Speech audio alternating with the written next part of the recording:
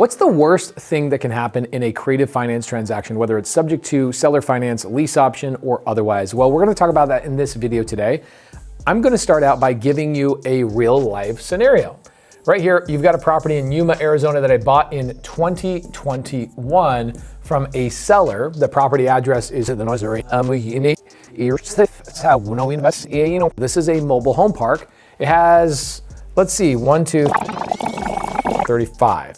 Okay, so I've got 35 mobile homes in this mobile home park.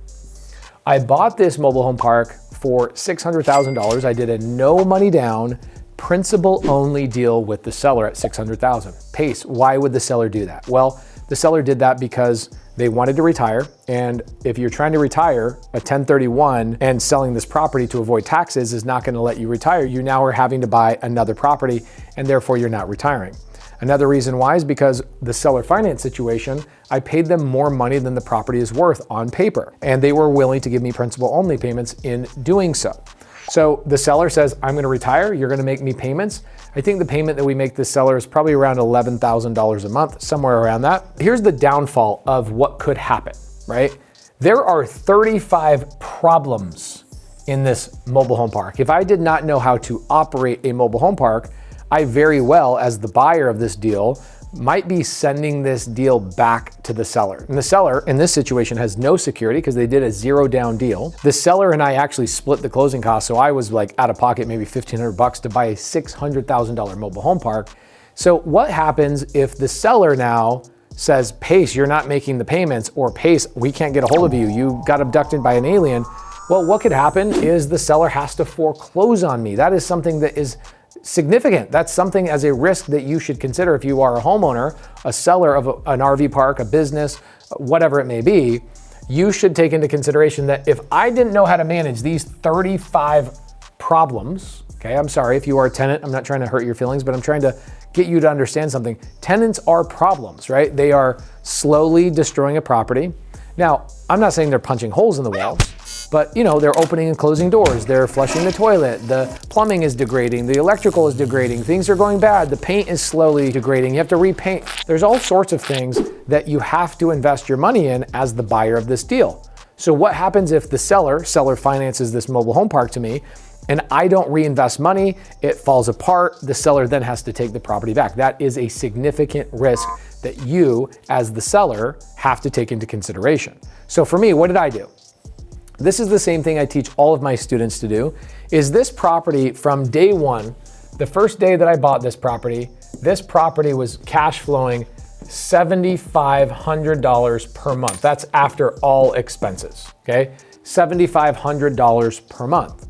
Now, what I did with this property is I reinvested the $7,500 every single month into this property. Now, most buyers would take that $7,500 and go, I'm gonna quit my job. I did not do that. I am a smart investor, at least I think I am. And for since I've owned it in 2001, we're now coming on 3 years, I have invested, let's see, $7,500 times 21 months. That's $150,000 plus dollars I've taken. Instead of me taking the cash flow, I've actually reinvested into the property to redo multiple units in here.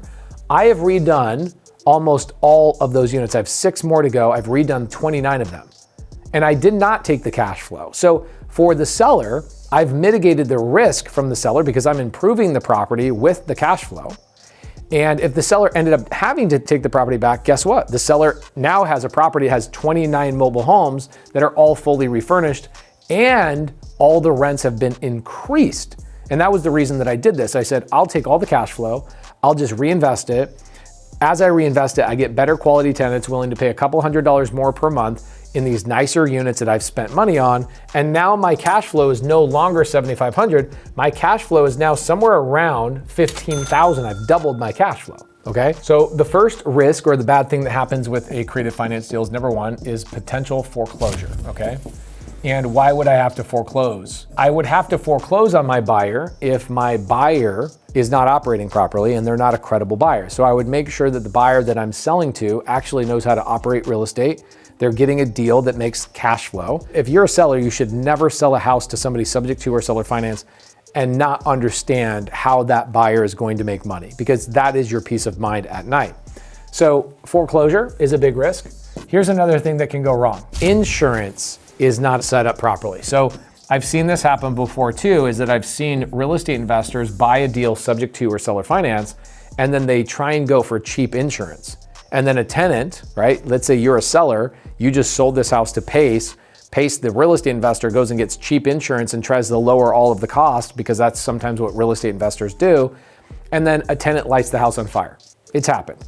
Not to me, actually, I've never had a tenant light a house on fire. I've had a lot of tenants flood properties because they leave the bathtub on, they go get groceries, they forget they left the bathtub on, and it's flooding everywhere. That has happened to me multiple times. What happens if my insurance is not adequate enough to cover the cost of that house? And now not only is the house completely demolished, the insurance company is not going to cover it all. Now the buyer that you sold the house to on the creative finance is like, I don't want this house anymore, and they just push it back to you. That is also something that can go wrong with creative finance. Okay, make sure that your buyers have the proper insurance. The company we use for insurance is subtoinsurance.com. Okay, subtoinsurance.com is where I get all of my insurance. Now, do they only do Subto insurance? No, they do seller finance insurance, they do wrap insurance, they do every type of insurance. In fact, my RV parks, my Airbnbs, my midterm rentals, all of my insurance. And even if I'm using the very slow and boring strategy of BRRRR strategy, I use Subto insurance for everything. Okay, subtoinsurance.com is where I get all my insurance. So if you are a real estate investor, make sure you are using subtoinsurance.com, and they will get you set up. Say Pace sent you, and Lucas is the guy that I talk to. Hopefully you can talk to Lucas or somebody on his team and just say, hey Lucas, I watched a video of Pace's. He said this is where I should get my insurance. Can you make sure my insurance is set up properly to protect not only myself, but also the seller that sold to me on seller finance subject to lease option, whatever, okay? So Subto insurance. Now, number 3, here's another thing, paperwork, okay? I only use top tier certified transaction coordinators, people that understand creative finance transactions.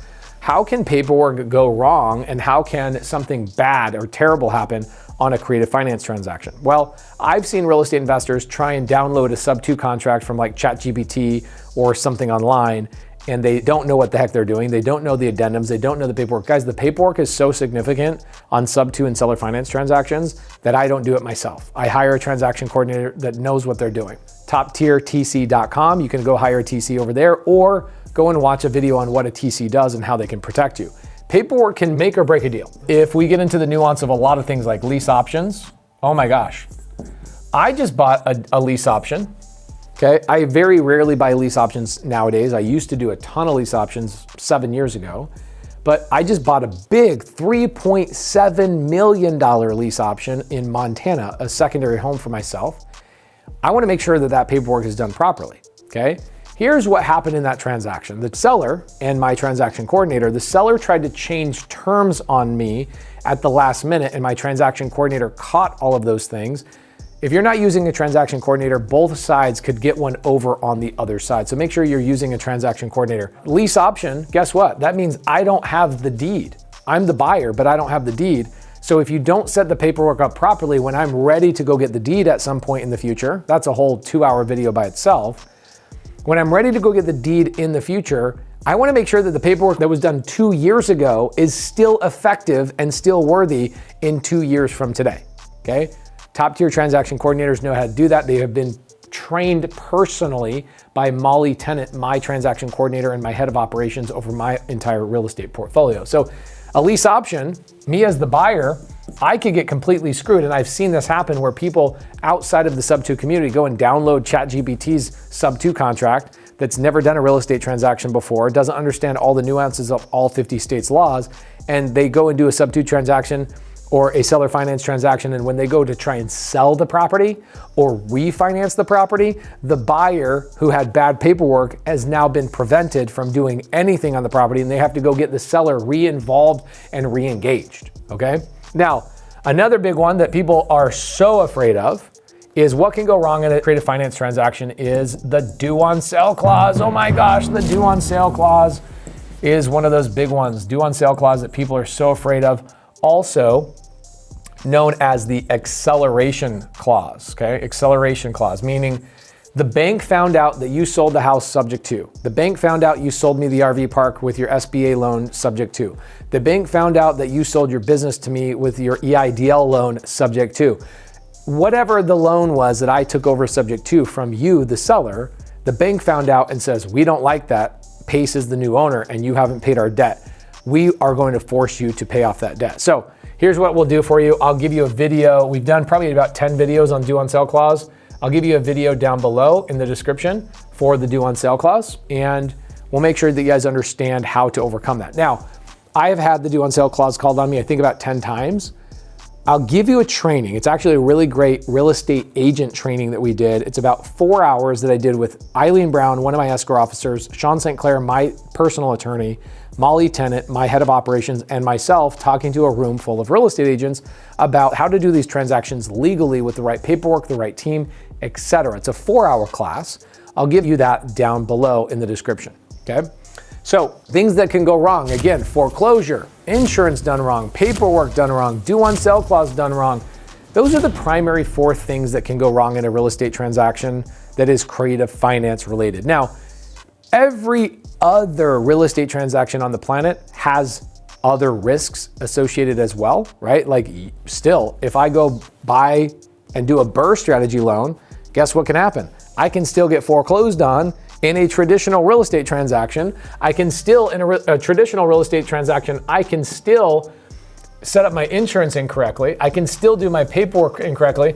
All of these things are still things that happen in traditional real estate transactions. The one thing that doesn't happen in traditional real estate transactions is the due on sale clause. Where the due on sale clause does come into a traditional real estate transaction, this is also still a risk. People think this is only creative finance transaction, and it's not. This is also a risk in traditional real estate. Where is it a traditional real estate risk? Is because some people, they go and buy a home in their personal name, which I don't own anything in my personal name.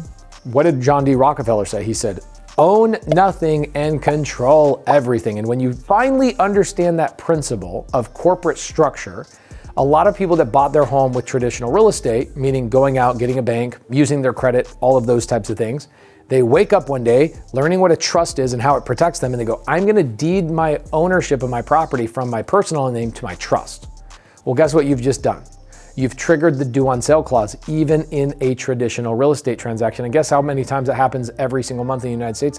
Thousands. So this whole due on sale clause thing and that it's only subject to related is a farce. It is absolutely incorrect. It pops up all the time in traditional real estate as well. So that's basically it for all the things that can horribly go wrong, except for like little finite little details of some obscure story. We don't need to go into all of those things, but those are the 4 main things that can go wrong in a creative finance transaction. We'll see you in the next video.